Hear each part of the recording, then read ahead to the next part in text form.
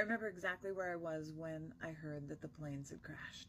I was standing in Lorelei's living room. A few of the crew members had gathered and someone had turned on the television, which was weird because while the television worked, nobody usually used that TV unless there was like a game on or something important.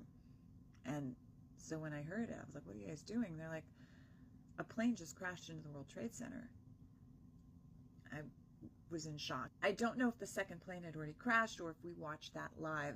All I know was our entire life was about to change. At call time, the producers gathered the crew and told them to go home to be with their families. The next day, we were back at work. Security measures were in place. We had to have IDs. There were bomb-sniffing dogs. Even the vendors that supplied craft service had to drop off their stuff like across the street. Metal detectors, which may or may not have been at the gates before then, but they definitely were at the gates after. Every car was being searched. They were on high alert.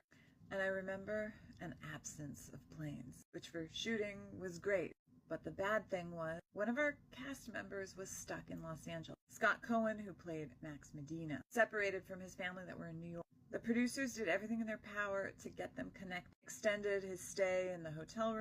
In the days after, Warner Brothers held a massive 9/11 memorial on the back lot. In Stars Hollow, every single employee of Warner Brothers gathered. There was a fire truck, a bagpiper, and a giant flag. It was very somber. They even handed out little pins with the Warner Brothers logo and an American flag. Somewhere I have one. Now, the day before was my husband's birthday, and on September 11th, it was Scott Patterson's birthday. Another random memory that was really weird was the week before, I lost my phone. So I had taken my husband's phone, and everybody was used to calling my husband's number. So that morning, Robin was the costume designer season 1. For some reason, she needed to ask me something. Calls my phone. Well, rather, Colin's phone. And Colin answers the phone and tells her what had just happened because the news was on. And at the same time, I was driving to work. I'm listening to the news, but it's not registering that this is happening here in the U.S. It just seemed very foreign, and also I really wasn't paying attention. I just sort of had it on so I could hear what the traffic was going to be. My drive was so quick. By the time I got to work, I had no idea that was all going on. So I started setting the rooms, and it wasn't until I realized, oh, I got a question for the ADs. Let me go find them, that I walked onto stage 18, and that's when I saw.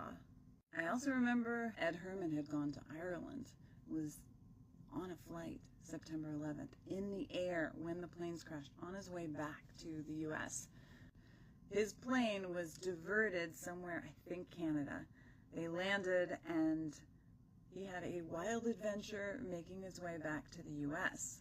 But of course he was grounded, so we did have to change what we were shooting those days. I remember talking to my grandma, who talked to some relatives back east, and one of my cousins was one of the firefighters. He was alive. He made it out okay. It is definitely a memory I will never forget.